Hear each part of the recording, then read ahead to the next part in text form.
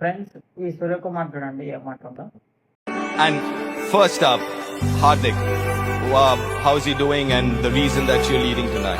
He's not well tonight, so just going into his shoes.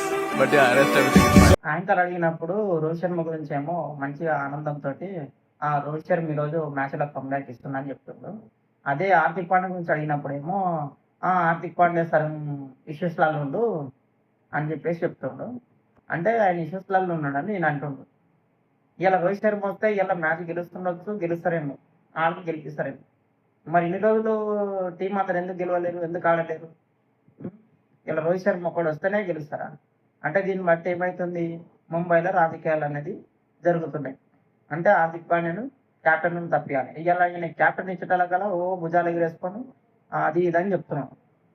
ఇట్లా చూడండి friends, Hardik Pandya గురించి అడిగినప్పుడు సరే నీకు ఏదో సమ్ ప్రాబ్లమ్స్ ఉన్నాయని చెప్పొచ్చు, కానీ ఇష్యూస్ అంటే ఇష్యూస్ ఉన్నాయని నేనే బయటికి ప్రజల్లోకి చెప్తున్నాను. అంటే ట్రోలింగ్ చేయాలి, ఆయనను బాగా మేనేజ్ చేయాలని.